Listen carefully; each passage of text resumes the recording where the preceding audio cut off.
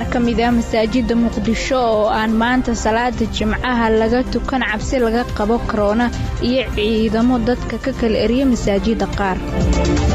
dowladda Soomaaliya oo laga dalbaday inay bulshada u cadeyso xaqiiqda cudurka corona ee Muqdisho. maydka ra'iisul wasaare Nuur Cadde oo saacadaha soo socda lagu aasayo magaalada London ee dalka Ingiriiska. al-shabaab oo ku dagaalamay gudaha magaalada Jilib ee Jubbada Dhexe iyo saraakiil sare oo ay iska dileen. kumaandooska Soomaaliya iyo shabaab oo ku dagaalamay gobolka Jubbada Hoose. Puntland oo sheegtay in amar lagu xiray xuduudaha uu dhaqan geli waayay. iyo Mareykanka oo wali la tacaalaya xaaladda adag ee uu dalkiisa galiya caabuqa corona. qaar ka mid ah masaajidada Muqdisho ayaan maanta laga tukan salaada Jimcaha cabsi la xiriirta cudurka coronavirus iyadoo masaajidada qaar lagu arkayay in ciidamada ay dadka ka kala eriyayaan. dhinaca kale dowladda Soomaaliya ayaa waxa laga dalbaday inay bulshada u cadeeyaan xaqiiqda dhabta ah ee la xiriira cudurka coronavirus ee magaalada Muqdisho. Cabdiqani Cabdullaahi ayaa inoo faahfaahinaya. Muqdisho waxaa maanta aan salaada Jimcaha lagu oogin qaar ka mid ah masaajidada ku yaala kadib markii dhawaan ay dowladda Soomaaliya sidaasi soo jeedisay haddana ay sii korortay baqdinta ku aadan in cudurka corona uu gudaha magaalada ugu faafay si hoose. masjidada aan lagu tukan ee idaacada kulmiye xaqiijisay waxay ku yaalaan degmooyinka Xamarweyne, Xamar Jajab, Waaberi, Boondheere, Howlwadaag, Wadajir iyo degmooyin kale.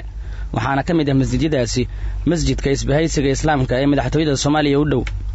qaar ka mid ah masjidadaasi ayaa dadka oo gudaha ku jira si ay salaada uga qayb galaan waxaa la soo wariyay in ciidamo booliis ah ay u galeen masjidka gudihiisa isla markaana ay amar ku siiyeen in irdaha la isugu dhufto dadkana kala tagaan.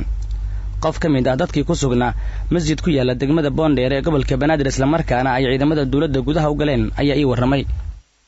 masjidka xaafadena Boondheere maanta waxa ka dhacay waxyaro iska saamway ah salaadii Jimcihii markii la gali rabaa ciidan isku jirno wasaaradii booliis oo ka socda Boondheere ay yimideen waxay yiraahdeen amar waxa lagu siiyay inaan la tukan salaada Jimcaha masjidka la xiro. amarka ayuu ka yimid ma sheegan والله ما نشيغين لكن شيخ هذا الله لين طبعا waxa laga hadlayo ma amarka ma qodobada miyaa masalaada waa marka xaray ma masaajidda waa in la xiraa amar aan si masaajidda waa in la xiraa bis waa sheekh Allah hadlay way diideen banaanka taagan jamacada dadka banaanka taagan tahay waa diidan yahay masaajidka inuu dugto waxay leeyihiin masaajidka la xiro. sidoo kale waxaan wareysanay qof ka mid ah dadkii la kulmay masjidiyada aan bal isku dayeen in salaada Jimcaha lagu tukado waxaana uu yiri aniga xasan salaad Jimcaha la yiraahdaa adeero horta anigu aqoontiga ku tukan jiray aqoontiina waa xiran yahay xaguu ku yeel masaajidka aqoontiga ku tukan jiray waa xiran yahay xaguu ku yeel masjidka Xamarweyne ku yaala iyo Roob ku yaala marka waa xiran yahay marka alxamdulillah waxay ilaahay qadar awalan man kafi maxaa idin kugu sheegay in loo xiray ku sheegay cudurradan la sheegayo dunyada cameymay ma amar dawladeed baa lagu xiray mise maamulka masjidka ayaa iyagu go'aansaday wallahi anigu adeero anigu ma sii raacin waxaan amar dawladeed kama tagana oo qof iska shiri karaa ma jiro laakiin waa sababaheedu waa waxaan oo caalamka laga sheegayo oo baalka muxuu ahay dhibaatada la sheegayo waayo. sidoo kale masjidka Marwaas oo ku yaala degmada Xamarweyne ee gobolka Banaadir ayaa qaar ka mid ah dadkii maanta u tagay inay ku dukadaan salaada Jimcaha waxay noo sheegeen in ay ciidamo masjidka soo galeen isla markaana intaasi kadib jameecadii ay sameeyeen dibadbax halkaasi oo la soo wariyay in muddo kooban ay shaqaaqado ka socdeen oo dadku ay dibadbax dhigayeen. marka laga soo tago in masjidyo badan aan lagu tukan gudaha Muqdisho maanta salaada Jimcaha ayaa waxaa jira in qaar kale lagu ogay salaada waxaana dhinaca kale dawladda Soomaaliya loogu baaqay gaar ahaan wasaaradda caafimaadka in ay bulshada la wadaagaan xogta cudurka corona ee gudaha magaalada Muqdisho iyadoo shaki tuhun iyo warar badan ay jiraan. Yuusuf Garaad Cumar wasiirkii hore ee arrimaha dibadda ayaa yiri shacabku wuxuu dawladda federaalka ka sugayaa wararka coronavirus oo rasmi ah sugan difaftiran waafi ah gooraysan joogtana ah. maydka ra'iisul wasaarihii hore ee Soomaaliya Nuur Xasan Xuseen Nuur Cadde ayaa saacadaha soo socda waxaa lagu aasiyay magaalada London ee dalka Ingiriiska. Axmed Maxamed Ibraahim ayaa dhameystiraya warkan. waxaa maanta lagu wadaa in magaalada London ee cariga dalka Britain lagu aaso ra'iisul wasaarihii hore ee Soomaaliya Nuur Xasan Xuseen Nuur Cadde Allah u naxariisay kaasoo kooda Abriil u geeriyooday cudurka coronavirus. Nuur Cadde ayaa in muddo la dhacay caabuqa coronavirus oo isbitaal ku yaala London u jiifay goor dambe ayuu u geeriyooday cudurkaasi. Allah u naxariisay Nuur Cadde ayaa la aasi doonaa 2 duhurnimo waqtiga magaalada London halka ay tahay Soomaaliya xilligaasi 4 galabnimo. Carruurta u dhalay Nuur Cadde ayaa waxay shacabka Soomaaliyeed ka dalbadeen inay u duceeyaan aabahooda isla markaana ay u dukadaan salaada janaasada. waa kan xaaji Maxamed Nuur Cadde oo kamid ah wiilasha u dhalay Allah u naxariistay ra'iisul wasaarihii hore ee Soomaaliya. waxaan umada Soomaaliyeed u xaqiijinayaa insha Allah tacaala maanta oo jimco ah ay ku beegan tahay 10 bisha Abriil insha Allah in ra'iisul wasaarihii hore lagu aasayo magaalada London muddo dhow waxay dhowr saacadood ay ka dhiman tahay insha Allah tacaala.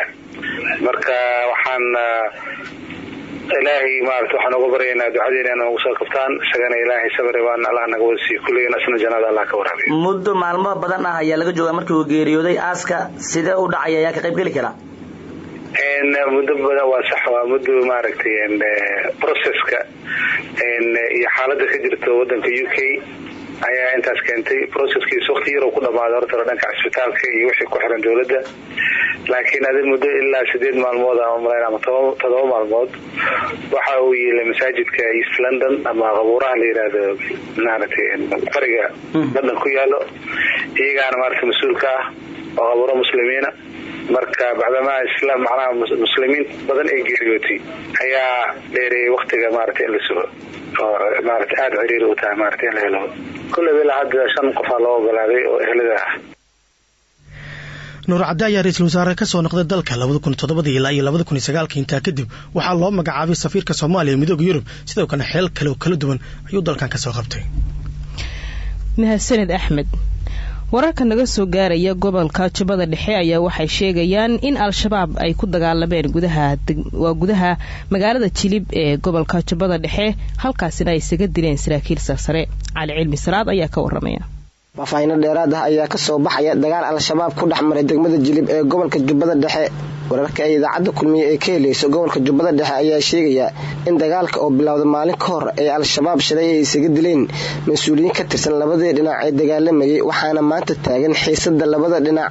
sidoo kale wararka ay idaacada kulmiye ee ka helayso Jilib ayaa sheegaya in dagaalka oo socday waqti badan ay al-shabaab isaga dileen 12 ka mid ah dagaalamayaashooda.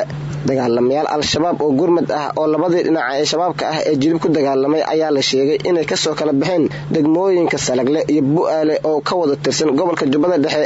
dagaalkan ayaa imaanaya iyadoo hore sirdoonka Soomaaliya ay u sheegeen inuu jiro khilaaf u dhaxeeya hoggaanka sare ee al-shabaab 10kii bishii Maarij ayay ahayd markii hay'adda nabad sugidda iyo sirdoonka qaranka Soomaaliyeed ay sheegeen in kooxda al-shabaab ay dishay madaxii hore ee amniyaadka kooxda al-shabaab ee Muqdisho Muuse Macalin Mucaawiye kadib amar la sheegay inuu ku bixiyay amiirka ugu sareeya al-shabaab Axmed Diiriye Abu Cubayda. dhinaca kalena isla wararka Jubbooyinka inta aanu ka bixin dagaal u dhaxeeya ciidamo ka tirsan kuwa dawladda Soomaaliya iyo dagaalamayaal ka tirsan al-shabaab ayaa waxa uu ka dhacay deegaanka Baarsanguuni ee gobolka Jubbada Hoose.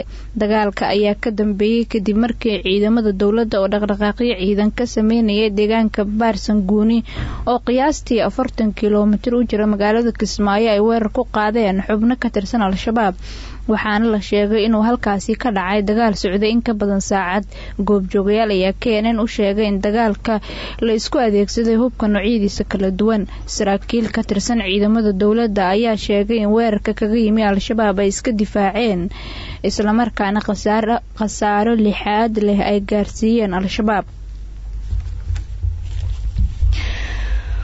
wasiirka warfaafinta Puntland ayaa sheegay in amarka lagu xirayo xuduudaha ee ka soo baxay maamulka Puntland uu dhaqan gali waaye. Cumar Maxamed Soomane ayaa ka waramaya. wasiirka wasaaradda warfaafinta maamul goboleedka Puntland Cali Xasan Axmed Sabari oo warbaahinta kula hadlay magaalada Garowe isla markaana gudiga ka hortagga cudurka COVID-19 uga warbixinaya xaaladda dhaqangalka bandowgii ay Puntland soo rogtay. waxa uu sheegay xilligan inaanay jirin in amarka ka soo baxay madaxtooyada magaalada Garowe uu dhaqan gali waayay sabab la xiriira in wili ay furan yihiin xuduudda maamulka Puntland uu la wadaago dhinacyada Itoobiya iyo Somaliland. wasiirka waxa uu sheegay in laamika dheer isku xira deegaanada Puntland ilaa iyo Somaliland uu si caadi ah u furan yahay xilligan waxaana uu sheegay in gaadiid kala duwan ay maalin walba soo galaan gudaha Puntland taasina uu sheegay in indhihiisa uu ku soo arkay isla markaana aanay jirin gabihaanba in la dhaqangeliyo amarka ka soo baxay madaxtooyada.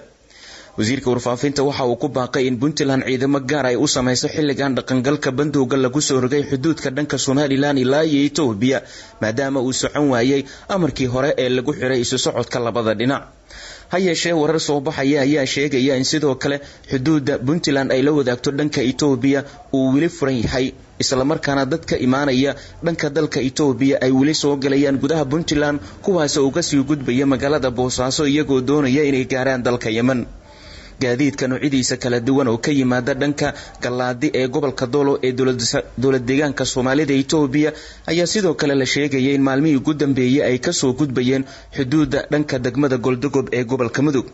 talaabadan ayaa ku soo beegmaysa iyadoo maalmihii ugu dambeeyay kulamo aan kala kac lahayn ay ka soconayeen magaalada Garowe kuwaas oo laga hadlayay sidii loo maareyn lahaa in xuduudda dhanka Itoobiya iyo Somaliland ay la wadaagto maamulka Puntland la geeyo ciidamo dheeraada si ay ammaanka u xaqiijiyaan isu socodka dadka iyo gaadiidkana lagu xanibo. halka warkaasi aad kala socotaan dhageystayaal waa idaacadda kulmiye ee Muqdisho. imikana ku soo dhawaada qodobka dibadda. dalka Mareykanka ayaa weli waxa uu wajahaya xaalad adag oo uu sababay cudurka coronavirus.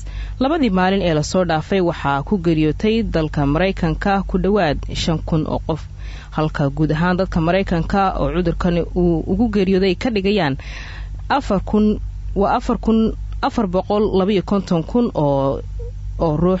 wadanka Mareykanka ayaa waxa uu kamid yahay dalalka ay ugu dhimanayaan dadkiisu cudurka coronavirus iyadoo ay jiraan dalal kale oo iyaguna sidaas oo kale maalinba maalinta ka dambaysa ay ugu dhimanayaan kumanaan ruux. guud ahaan dhageystayaal warka duhur aad kala socoteen raadiyo kulmiye waa inaga intaa.